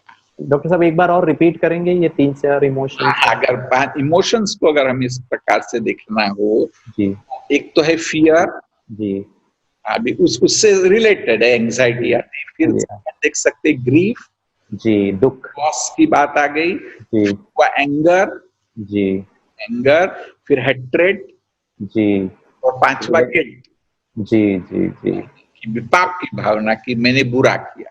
जी जी जी से 5 है ना, वो बहुत ही नेगेटिव इमोशंस है, जिस पर हमें सोचना भी चाहिए कि कहाँ मेरे में है, सूक्ष्म में भी है, और उससे मुझे मुक्त होना है। जी जी जी, बहुत अच्छा। कट जी, क्या पूछना है? फिर बस मेरी पॉजिटिव इमोशंस। ओके ओके, ठीक है, गुड। हाँ जी गिरीश भाई, जी नेगेटिव इमोशंस तो मैंने बताया, जी अभी आप थोड़ा ये बताइए कि ऐसे ही पॉजिटिव पावरफुल इमोशंस कौन से है कि जो ये नेगेटिव को काउंटर कर सकते हैं? जी जी डॉक्टर साहब, मुझे याद आता है मेरा जो ब्रह्मा कुमारी इसका जो सफर रहा है पिछले 23 साल का, इसमें मैंने एक ही बहुत ही सुंदर सकारात्मक बात अनुभव भी किया है, और मैंने काफी लोगों को ये बात शेयर भी की है कि जो डॉक्टर साहब बता रहे थे कि जो नेगेटिव इमोशंस है इससे हम कैसे उभरें। वैसे तो वो मैं प्रश्न डॉक्टर साहब को वापस पूछूंगा साइकोथेरेपी और थोड़ा सा स्पिरिचुअल आधार से, लेकिन उसके पहले मैं थोड़ा सा अपना एक जो आध्यात्मिक एक जो टूल है वो मैं आपके साथ शेयर करना चाहूंगा। और थोड़ा लॉजिकली मुझे भी बहुत पसंद आया है कि कहते हैं अंधकार कि अपना कोई अस्तित्व नहीं होता है, अंधकार प्रकाश की कमी है। It is darkness is just absence of light. जहां प्रकाश नहीं है वहां अंधकार है, और अगर कहीं अंधकार है तो मैं जाकर अंधकार को काट नहीं सकता हूँ, उसको भगा नहीं सकता हूँ, उसको झाड़ू पोछा लगाकर वहां से हटा भी नहीं सकता हूँ। और ये बहुत सिंपल लॉजिक है कि अगर मुझे अंधकार को हटाना है कमरे में तो हम लाइट को ऑन करेंगे या मोबाइल का टॉर्च को ऑन करेंगे या दिया जलाएंगे, कैंडल जलाएंगे। हमारा पूरा ध्यान प्रकाश के ऊपर होता है। जहां हम प्रकाश का निर्माण करते हैं, प्रकाश का उत्पादन करते हैं, प्रकाश का को क्रिएट करते हैं, उतना ही अंधकार ऑटोमेटिकली दब जाता है या खत्म हो जाता है। तो मैं समझता हूं कि, और मानव का हमेशा यही प्रयास रहा है कि वो लाइट पर काम करता है। आज आप दुकान में भी जाएंगे तो 5 वॉट का बल्ब, 10 वॉट का बल्ब हम खरीदते हैं। हमने कभी अंधकार का निर्माण भी नहीं किया और अंधकार का कोई यूनिट ऑफ मेजरमेंट भी नहीं है। हम ये नहीं बोल सकते रात को 2 बजे 10 किलो का अंधकार था। इट वॉज जस्ट दैट सूर्य नहीं था या चांद नहीं था, इसीलिए अंधकार है। तो मैं समझता हूँ किसी भी नेगेटिव इमोशन अगर मेरे जीवन में है तो उसका करस्पॉन्डिंग पॉजिटिव इमोशन लाइट की कमी की वजह से ये शायद जागृत हुआ है। इसको मैं एक और भाषा में आपको बताना, मतलब दर्शकों को बताना चाहूंगा। यदि खेत में बीज न डाला जाए तो कुदरत उसे घास फूस से भर देती है। अगर हम उसको ठीक से नहीं करेंगे तो उसमें वीड्स पैदा हो जाते हैं। उसी तरह यदि मन में सकारात्मक विचार और भावनाएं न भरी जाएं तो उसमें नकारात्मक विचार भावनाएं अपनी जगह बना लेते हैं। उसका ट्रिगर कुछ भी हो सकता है, कोई पास्ट एक्सपीरियंस या हो सकता है। तो मैं समझता हूँ डर बेसिकली, वैसे तो डॉक्टर साहब उसको बताएंगे, लेकिन मेरा मानना है डर हिम्मत की कमी है, चिंता निश्चिंता की कमी है, नफरत स्नेह की कमी है, क्रोध शांति की कमी है, दुख सुख की कमी है, और यही सब अच्छे गुण हैं जो हम जीवन में चाहते हैं, और यही मानव का आदिकाल से प्रयास रहा है कि वो सुखी रहना चाहता है, शांत रहना चाहता है, आनंद में रहना चाहता है। लेकिन कहीं ना कहीं ये सब बातें आ गई हैं, तो हमें अच्छे गुणों पर ध्यान देना है। तो डॉक्टर साहब, ये डिस्कशन को मैं आगे बढ़ाता हूँ। मैं ये आपसे पूछना चाहूंगा दर्शकों की तरफ से, अब हमको नेगेटिव और अच्छा का पता चल गया, और हमको ये लॉजिक भी पता चल गया कि अच्छा को क्रिएट करना है। हाँ। अब प्रश्न ये उठता है कि वातावरण में और जो इर्द गिर्द हो रहा है वो सब तो नेगेटिव ही है। अब मैं ये अच्छी भावनाओं कैसे लेकर आऊं? कोई ऐसा टेक्निक हो, या स्पिरिचुअल ज्ञान की बात हो, या कोई ऐसा मेडिटेशन टेक्निक हो? हम थोड़ा सॉल्यूशन पे आना चाहते हैं। कई लोगों को ऐसी छोटी मोटा डर या कोई गिल्ट या कोई बदले की भावना हो सकती है जो हमारे दर्शक सुन रहे हैं। तो मैं चाहूंगा कि इसका निवारण कैसे हो? I mean, how do we create positive emotions? ऐसे तो देखो ना गिरीश भाई, आपने ऑलरेडी उत्तर दिया है कि अंधकार को दूर नहीं करना है, प्रकाश को लाना है। जी, ऐसे यही बात है, वो एक अलग रूप से। जी जी। तो आमतौर पर भी कहा जाता है कि जब मूर्तिकार एक मूर्ति का निर्माण करता है पत्थर से, जी, तो मूर्ति तो अंदर होती ही है। करेक्ट। वो सिर्फ क्या करता है कि जो अनावश्यक चीजें हैं ना, उसको वो दूर करता है। बिल्कुल। अनावश्यक चीजों को दूर करता है तो मूर्ति निर्माण हो जाती है। जी। तो ऐसे ही जो अनावश्यक है उसे हमें दूर करना है। या तो और एक सिंपल वे में मैं आपको बता सकता हूँ, जी, तो और अच्छे से सभी को रिलेट कर पाएंगे जी, कि जो हमारा ओरिजिनल गुण है, जी, जैसे पानी का ओरिजिनल गुण क्या है? पानी का ओरिजिनल गुण है शीतलता। जी, परंतु पानी जब अग्नि के संपर्क में आता है तो गर्म हो जाता है। जी, करेक्ट? जी। जब उसको अग्नि से दूर कर दो तो 5 घंटे के बाद क्या होगा? वापस से ठंडा हो जाएगा। जी, पानी को तो ठंडा होने में 5 घंटे लगते हैं, परंतु हमें जो आत्मा के मूल गुण है कि वही वास्तव में पॉजिटिव इमोशंस है, उसका अनुभव करने में 5 सेकंड भी नहीं लगे। अच्छा। सिर्फ हमें वो जो आज आत्मा है ना, शरीर से अटैच हो गई है, ने अपने आप को शरीर के साथ आइडेंटिफाई कर लिया है। जैसे पानी अग्नि से अटैच हो गया, उसने अग्नि के गुण ले लिए। तो ऐसे ही अगर हम ये शरीर का जो अटैचमेंट है, ऐसा कुछ मैं नहीं बोलता हूं कि भी शरीर को छोड़ दो, पर तो जो शरीर के साथ हमने आइडेंटिफाई कर लिया है ना, कि भाई मेल और फीमेल में, धर्म के साथ हमने आइडेंटिफाई कर दिया, अपने ऑक्यूपेशन के साथ हमने आइडेंटिफाई कर लिया, उससे अगर हम अपने आप को डिटैच कर ले और ये कर ले, मैं वह एक स्पिरिचुअल एनर्जी हूँ। ओके। हमारे शास्त्रों में बात थोड़ा लोग कई बार इसको समझते नहीं, तो बहुत अच्छे से बताया कि दो ही है। कहते कि ब्रह्म सत्य और दूसरा सब जो है ना वो मिथ्या है। हाँ, वो वास्तव में अगर गहराई से देखो ना तो आत्मा की बात है। हाँ, कि वो जो हमारे में स्पिरिचुअल एनर्जी है वही सत्य है, दूसरा सब मिथ्या है, दूसरा सब माया है। जब वो भाव आएगा तो ऑटोमेटिक जो आत्मा के गुण हैं वो आत्मा के गुणों का हम अनुभव करेंगे। बस और कोई ज्यादा पुरुषार्थ करने की भी आवश्यकता नहीं। और ये रिलीजन भी नहीं है, इसको रिलीजन नहीं समझे। जैसे हम विज्ञान में एटम को स्टडी करते, आज देखो कि जो भी क्वांटम फिजिसिस्ट है कितनी मेहनत करते हैं एटम को स्टडी करने की। तो ऐसे ही हमें आत्मा को स्टडी करने का थोड़ा सा अभ्यास करना है, तो ऑटोमेटिक वो सारे पॉजिटिव गुण हमारे में आ जाएंगे। जी गिरीश भाई, ये बात तो मैंने बताई और आपको भी इसका पूरा अनुभव है। तो आप जो भी हमारे दर्शक इसको देख रहे हैं उसको ये बताओ कि अभी ये सब थियरी नहीं, तो प्रैक्टिकली जो आत्मा के गुण है उसको अगर एक्सपीरियंस करना हो तो कोई आपके पास प्रैक्टिकल तरीका हो। डॉक्टर साहब, आपने बहुत ही कोर बात हमें बताई है कि हमारा जो रॉन्ग आइडेंटिटीज होती है ये हमारे अंदर गुस्से को, चिंता को, भय को लेकर आता है। और शायद आज हम सारे ही लोग इसको महसूस कर रहे हैं कि मैं घर का मुखिया हूँ और अगर मेरी नौकरी चली जाएगी तो बच्चों का क्या होगा। And it is because I am identifying myself as a father, और मैं फादर और चाइल्ड के रिलेशनशिप का सुख को, उस पोजीशन को अच्छी रीति निभाने की बजाय उसके कारण मैं डर में हूँ। और मैं समझता हूँ, जैसे आपने कहा, आत्मा का जो मूलभूत गुण होता है वो है सुख, शांति, आनंद, प्रेम, पवित्रता, ज्ञान और शक्ति। और हम आमतौर की भाषा में भी ये कहते हैं कि मेरा गाड़ी ये है, मेरा घर ये है, और हम डॉक्टर के पास जाते हैं, लेकिन मैं तो गाड़ी नहीं हूँ, मैं तो घर नहीं, वो अलग है, मैंने उसको प्राप्त किया, मैंने उसको खरीदा है। इसीलिए इंग्लिश में कहते हैं वॉट यू हैव और what you have become is not what you are.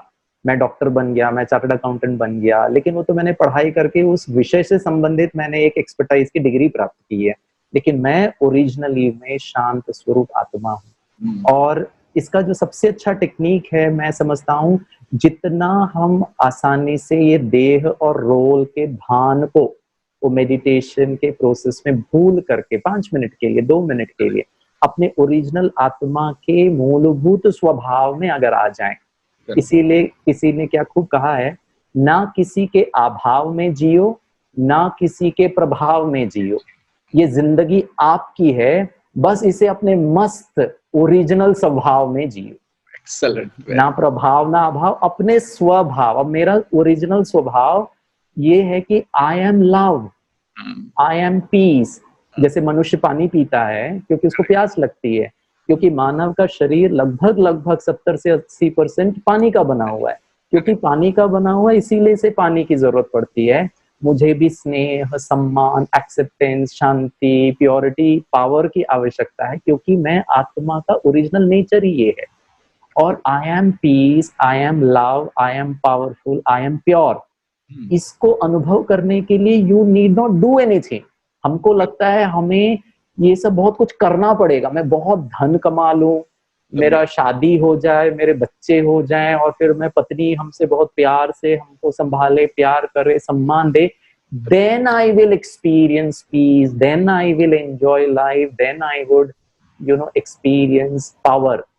लेकिन एक छोटा सा एक मिसकंसेप्शन है, शायद हमारा इक्वेशन में थोड़ा गलती हो गई है। और आध्यात्मिकता हमें ये बताता है कि मैं शरीर से अलग, जैसे आप बता रहे थे, मैं वो चैतन्य आत्मा हूँ, एक बिंदी स्टार हूँ, वो एनर्जी है। और उसके ओरिजिनल स्वभाव में जितना देर रह करके मैं अगर कार्य करूं, अगर मैं शांति की स्थिति में, अब लॉकडाउन के बाद अपना इंडस्ट्री का क्या होने वाला है, मेरा जॉब का क्या होने वाला है, उसके लिए मैं प्लान करूं, तो हो सकता है बिना चिंता, बिना डर के मैं ये टाइम को भी और आने वाले परिस्थिति को मैं अच्छी तरह संभाल सकता।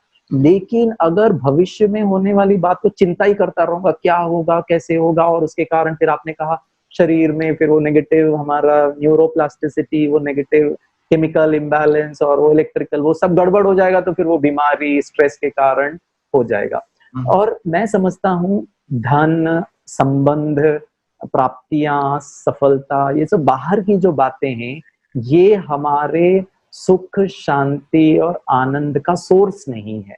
ये गलत फहमी, और ये इसीलिए हो गया शायद बचपन से माता पिता ने, टीचर्स ने मुझे यही कहा, तुम क्या बनोगे, क्या पढ़ के बनोगे, और अगर तुम इंजीनियर नहीं बने, डॉक्टर नहीं बने, तो फिर तुम्हारा जिंदगी खुशी नहीं रह पाएगा। तो मैंने आइडेंटिफाई कर लिया है कि खुशी का आधार है अच्छे स्कोर करना, खुशी का आधार है अच्छा कमाना, खुशी का आधार है, फिर शायद किसी ने बड़े होकर कहा तुम अच्छा कुछ मैनेजर, धन नहीं कमाओगे तो तुम्हें अच्छा लाइफ पार्टनर नहीं मिलेगा, वो गरीब वाली आएगी, ये सुंदर नहीं दिखी। तो मैंने सोचा कि फिर मेरा खुशी का आधार कोई अच्छी सी जो लाइफ पार्टनर है। तो डॉक्टर साहब, मैं ये जानना चाहूंगा कि अगर सुख शांति को ही अनुभव करने से मेरा डर, चिंता हट सकता है, तो इसका सोर्स क्या है? अगर ये धन संपत्ति से अगर नहीं प्राप्त होगा, तो इसका, जैसे कि सूर्य है, सूर्य से हमें प्रकाश मिलता है, और वो एनर्जी के कारण आज मानव जीवन इस संसार में संभव है। फिजिकल तौर पर हमारे वेजिटेशन और life is possible because of the sun energy. तो ये सुख, शांति, आनंद, ये आत्मा का लाइफ को अगर जीना है अच्छी तरीके से, तो उसका सोर्स क्या है? इसको हम कहाँ से प्राप्त करें? उसके लिए हम क्या पुरुषार्थ करें? ऐसे तो बड़ा सिंपल है जी, कि आत्मा में ये गुण है, जी आत्मा के ओरिजिनल है, जी उसका सोर्स है परमात्मा। जी ये Okay. बात तो सरल सी है, जी भले कितना भी लोग कहे, परंतु सब भगवान को मानते, ओके साइंटिस्ट भी मानते, जी अभी समय नहीं तो प्रूव भी कर सकते। ओके परंतु इसमें जो मूल चीज मैं बताना चाहता हूँ जी कि सोर्स से प्राप्त कैसे करें, अगर इसमें भी विज्ञान को बताना हो। जी जो मैं आपको क्वांटम फिजिक्स की बात बता रहा था, जी क्वांटम फिजिक्स में एक प्रिंसिपल है ना, ये पूरा साइंस है कि जो इंजीनियरिंग फील्ड के है, जो जी। फिजिक्स की फील्ड के जो जानते हैं, जिसको कहा है एंटेंगलमेंट। ओके एंटेंगलमेंट क्या है कि एक एटम अभी यहाँ बॉम्बे में है, दूसरा एटम ब्राजील में है, ओके और अगर आपको ये पता चल जाए कि ये जो बॉम्बे वाला एटम क्लॉकवाइज घूम रहा है, उसको ब्राजील वाले एटम से एंटेंगल कर दो, अगर एक क्लॉकवाइज घूम रहा है तो डेफिनेटली वो एंटी क्लॉकवाइज घूमेगा। ओके हाँ, वो देखने की जरूरत नहीं है, इट इज 1000% करेक्ट। अच्छा हाँ, ये प्रिंसिपल एंटेंगलमेंट का। ओके लेकिन अभी स्पिरिचुअलिटी में इससे उल्टा है। ओके स्पिरिचुअलिटी में अगर आप भगवान से एंटेंगल होते हैं, okay see that way, no, योग is to have entanglement with God।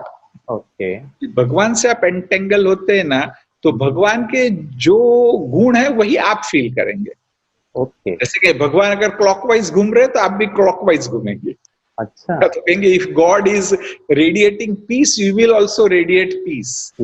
Okay ये जो सिंपल है या कि हम सब जानते हैं कि भी मैग्नेट में नेगेटिव और पॉजिटिव पोल एक दूसरे को अट्रैक्ट करते हैं, जी लेकिन स्पिरिचुअलिटी में कहेंगे कि सेम पोल्स एक दूसरे को अट्रैक्ट करते हैं। ओके तो ऐसे ही yoga is to entangle with supreme, okay because supreme is ocean of peace. Okay तो as soon as you entangle you will experience peace. Okay कुछ करना नहीं है, जी जैसे नहीं एक पूरा फ्लो आने लगेगा, जी प्यार प्रेम से आप भरपूर हो जाएंगे, ओके है ना, आनंद से भरपूर, इतना आनंद अनुभव आपको लगेगा कि अरे माय गॉड इतना आनंद मुझे आया, कभी आपने कल्पना भी नहीं की हो, इतना आप आनंद अनुभव करेंगे, ओके है ना, इतनी खुशी का अनुभव करेंगे, जी इतना आप शक्ति का अनुभव करेंगे कि I am an powerful soul. जी बस सिर्फ जरूरत है कि उस प्रोसेस को करना पड़ेगा जी और सही रूप से करना पड़ेगा। ओके अगर कहीं कोई ना कोई रूप से सभी परमात्मा को याद करने की कोशिश करते हैं, जी लेकिन उसमें बहुत गलतियां होती है, ओके और उसके कारण फायदा होने के बदले उल्टा नुकसान होता है। हाँ।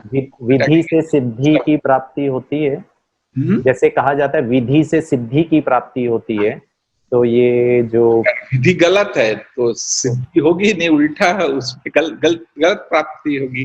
जी जी जी तो डॉक्टर साहब आपका बहुत धन्यवाद। आपने ये बताया है कि वो जो सोर्स है वो निराकार परमपिता परमात्मा है, और उससे जो कनेक्शन की जो विधि, अगर जैसे कि दो तारों को जोड़ा जाता है तो इलेक्ट्रिसिटी का फ्लो होता है, वैसे ही शायद हम अपने मन को परमात्मा के साथ जोड़ें, और शायद इसी को राजयोगा मेडिटेशन कहते हैं। Correct. और मैं चाहूंगा कि आप हमको इसके बारे में, इसकी विधि के बारे में और एक अनुभव भी कराएं कि हम कैसे परमात्मा के साथ कनेक्ट हों। लेकिन इससे पहले मैं चाहूंगा कि हमारे जो दर्शक हैं वो थोड़ा आसानी से, इजीली थोड़ा सा अपने मन के भावों को हल्का करे, शांति को अनुभव करे। तो इस डिस्कशन में मैं आप सबके सामने एक बहुत ही मशहूर कलाकार से मिलाना चाहूंगा, जिसको सुनकर आप प्रभु स्मृति में खो जाएंगे। और he is a famous Indian playback singer, Debojit Saha. वे अनेक हिंदी, बंगाली और असमीज फिल्मों में उन्होंने अपने गीत प्रस्तुत किए हैं। और शायद इस कलाकार को जब आप, और इस पर्सनालिटी को आप जब आप देखेंगे तो आपको याद आ जाएगा, आपने इन्हें सन 2005 में जी टीवी के जो रियलिटी शो था सारे गामा पा, उस चैलेंज में आपने देवोजीत साहा को देखा होगा। और उनकी विशेषता ये रही कि उन्होंने उस जो रियलिटी शो था उसका जो वॉइस ऑफ इंडिया का जो टाइटल है वो उन्होंने प्राप्त किया था। हमारे जो फेमस सिंगर्स ने उनके आवाज की बड़ी प्रशंसा की थी। और ऐसा ही नहीं, और वो 2006, 2007, 2008 में सारेगामापा के एंकर भी रहे हैं। और सन 2007 में जो सारेगामापा का लिटिल चैंप का जो रियलिटी शो था उसके वो ग्रैंड जूरिस्ट भी रहे हैं। तो मैं चाहूंगा कि देवजीत साहब भाई, आप हमें अपने मधुर सुरीली आवाज में हमें मंत्र मुग्ध कर दें। और जैसे भी कहा गया है, जिंदगी के मायने तुझसे हैं, जिंदगी के मायने तुझसे हैं, जिंदगी के ख्वाहिशें भी तुझसे हैं, तू क्या जाने तू क्या है मेरे लिए। उस परमात्मा को हम पहचानते नहीं है कि वो कितना इम्पोर्टेंट है मेरे लिए। अगर परमात्मा का साथ है तो फिर डरने की क्या बात है। तो दर्शक भाई और बहनों, आप इस गीत का लुत्फ उठाएं, इसको महसूस करें कि डरने की कोई बात नहीं है। आने वाला समय आसान होगा, इजी हो गया, क्योंकि परमात्मा सर्वशक्तिवान मेरे साथ है। ला ला ला ला ला ला ला ला ला ला।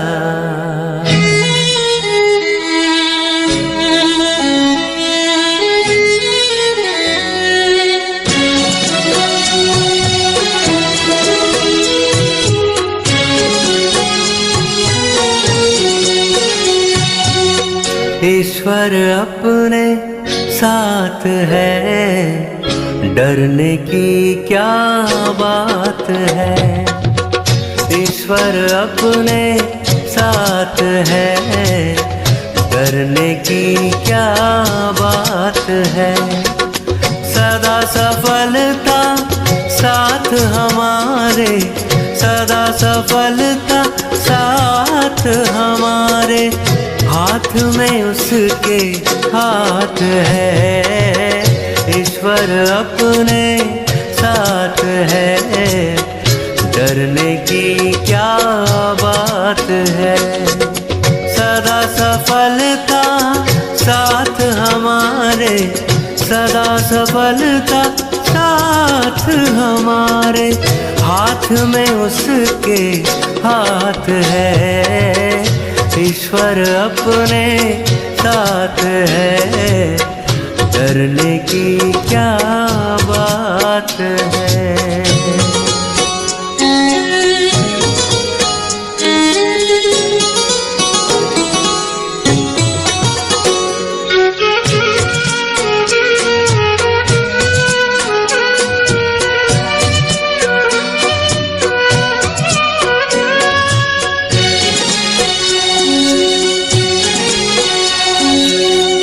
जिसके नाम से कितनों के ही बिगड़े काम तो बन जाते, जिसकी याद से जन्म जन्म के कष्ट सभी मिट जाते। जिसके नाम से कितनों के ही बिगड़े काम तो बन जाते, जिसकी याद से जन्म जन्म के कष्ट सभी मिट जाते। सामने वो दिन रात है, प्यार की बरसात है। सदा सफलता साथ हमारे, सदा सफलता साथ हमारे, हाथ में उसके हाथ है। ईश्वर अपने साथ है, डरने की क्या बात है। ईश्वर अपने साथ है, डरने की क्या बात है। डॉक्टर साहब, मैं वापस आपके पास आना चाहूंगा। ये गीत का तो हमने बहुत ही लुत्फ उठाया, जैसे कि हम इस शरीर से और चिंताओं से परे हो गए। लेकिन मैं चाहूंगा कि दर्शक इसको समझें कि ये प्रक्रिया को करना कैसे है, राजयोगा मेडिटेशन को करना क्या है, कैसे है, और इसका हमको आप एक छोटा सा झलक दिखाएं अपने मन के विचारों को कैसे क्रिएट करना है, वो शक्तियों को कैसे लेना है, कनेक्ट, आपने वो एंटेंगलमेंट कहा था, उसको कनेक्ट कैसे करना है, इस पर आप थोड़ा सा हमें मार्गदर्शन दें। वेरी एंटेंगलमेंट बहुत ही सिंपल है जी ज्यादा मुश्किल नहीं है, बल उसे गहराई से भी समझना चाहिए। जी समय की सीमा के अनुसार मैं आपको बताता हूँ। जी कुछ बातों की तो जो सिंपल ध्यान ये रखना है जी कि हमें भगवान से कुछ मांगना नहीं है, वो दे ही रहा है। ओके, हाँ, और प्रार्थना नहीं करनी है। प्रार्थना नहीं, वो दे रहा है, उसके पास है ही। जैसे बच्चा बाप से मांगता नहीं है। जी दूसरा कि कोई भी नेगेटिव बात नहीं, ओके, ये नहीं कि भी भगवान तो सर्वशक्तिमान है, मैं नीच हूं, ऐसा नहीं। ओके, वो सर्वशक्तिमान है, मैं भी शक्ति स्वरूप हूं। अच्छा, मैं उनकी संतान। जी और हर एक बात पॉजिटिव। ओके, दूसरी एक बात आप देखेंगे, मैं प्रोसेस बताऊंगा तो, जी कि जब हमें परमात्मा से एंटेंगल होना है तो उनके जैसा बनना पड़ेगा। ओके, अगर मैं ये शरीर का रूप लेकर के जाऊंगा तो मेरी उनसे मुलाकात हो ही नहीं सकती। ओके, तो पहले मुझे ये शरीर के भान को हटाना पड़ेगा, ओके, और मैं आत्मा हूं उस बात को पक्का करना पड़ेगा। ओके, और राजयोग का आधार, जी जैसे नहीं कोई भी मिलन होता है तो उसमें कोई ऊर्जा काम करती है। जी तो यहाँ पर जो ऊर्जा काम कर रही है वह है संकल्प शक्ति, ओके, विचारों की शक्ति। ओके, और जो हमारी पोजीशन है वो सिंपल हो सकती है, जैसे हम बैठे, आराम से भी बैठे, जी, आंखें बंद करने की भी आवश्यकता नहीं, ओके, चाहे तो आप बंद भी करें। जी या शुरू में कईयों को लगता है कि भी आंखें बंद करने से शायद हम अच्छा चिंतन कर पाएंगे, हम थोड़ा इंटरनलाइज कर पाएंगे। ओके, और इसमें विजुअलाइज करना भी अच्छा होता है, आप चित्र भी निर्माण कर पाओ तो और अच्छा फील होता है। तो कईयों को वहां मदद मिलती है। तो शुरू में आप चाहे तो आंखें बंद भी कर सकते हैं, ओके, वैसे आराम से बैठना है। जी और सबसे पहले मैं आपको कुछ चिंतन दूंगा कि मैं अपने विचारों के बारे में ही सजग होता हूं। जैसे ही मैं अपने विचारों के बारे में सजग होता हूं, विचारों की गति शांत होने लगती है।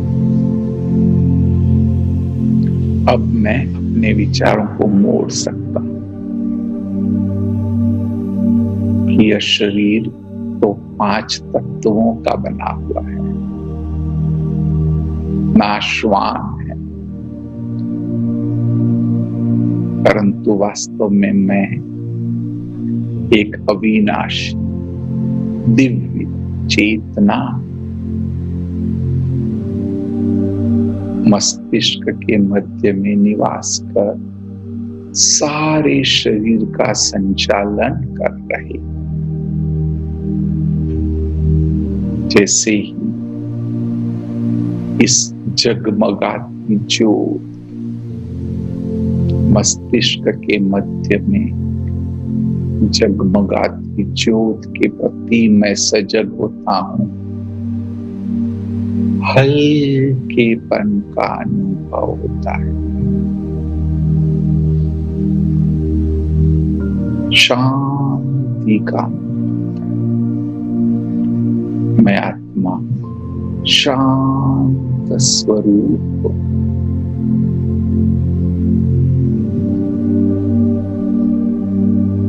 मुझ आत्मा का घर परम धाम भी शांति धाम है, जहां शांति ही शांति है। मेरे पिता परम पिता परमात्मा भी मेरी ही तरह अति सूक्ष्म ज्योति बिंदु स्वरूप है। परमात्मा भी शांति धाम के वासी है। जैसे ही मैं इस बात में एकाग्र होता हूं, मन यहां लगता है और गहरी शांति का अनुभव हो रहा। शिव पिता शांति के सागर है। मैं आत्मा शांत स्वरूप।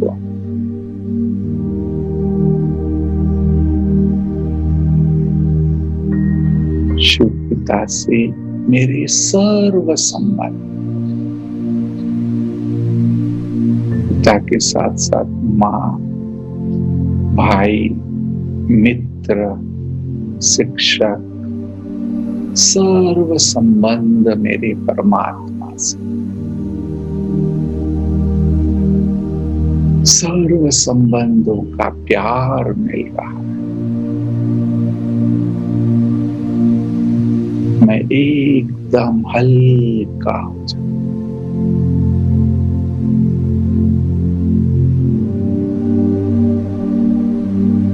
जैसे सर्व संबंधों के प्यार में खो जाता।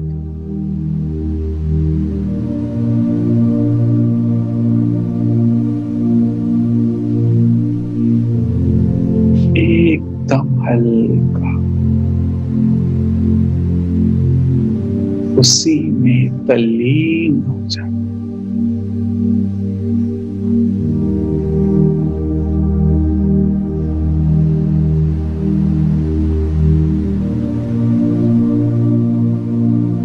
यही मेरी मूलभूत अवस्था है।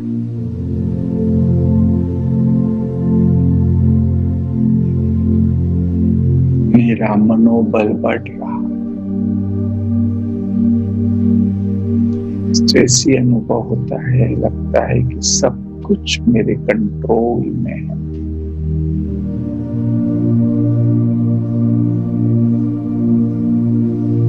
एक एक विचार पूरी तरह से मेरे नियंत्रण में है।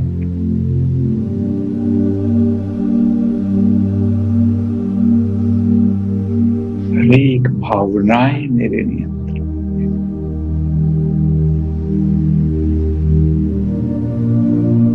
चाहूं वैसे मेरे इमोशंस को मैं दिशा दे सकता हूं।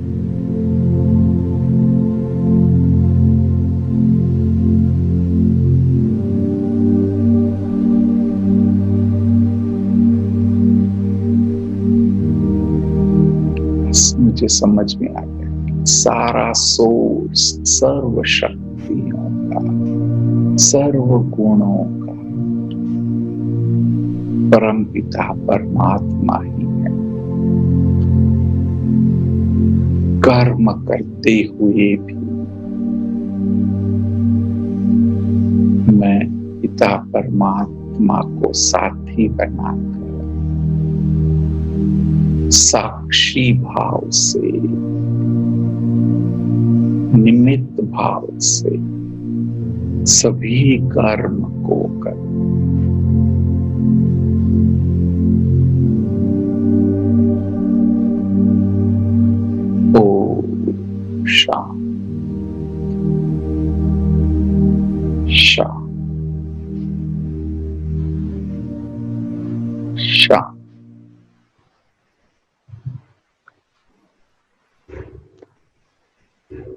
डॉक्टर साहब, आपका बहुत बहुत दिल से शुक्रिया।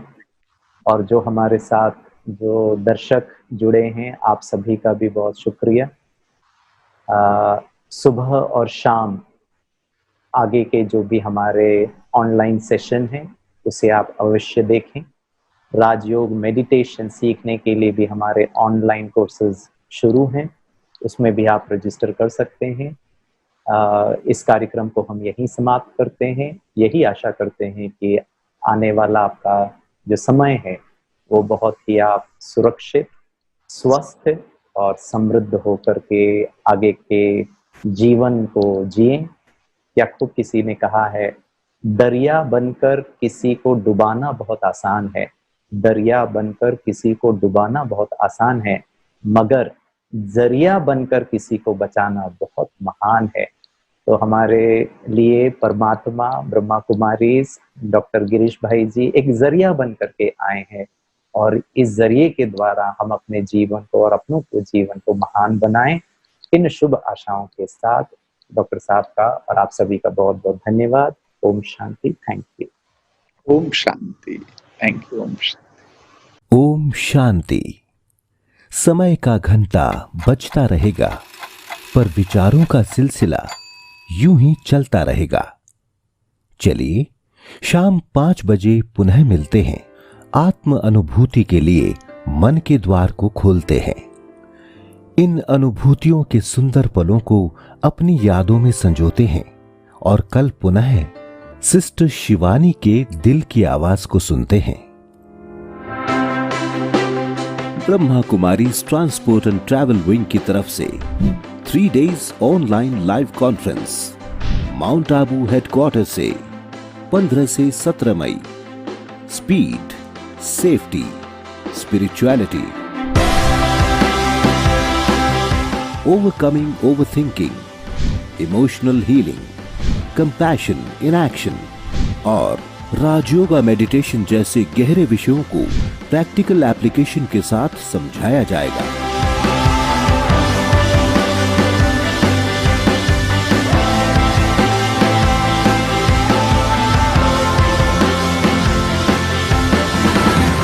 साथ ही होंगे उमंग उत्साह बढ़ाने वाले गीत। देखिए अवेकनिंग चैनल पर टाटा स्काई 1084, जियो 1060,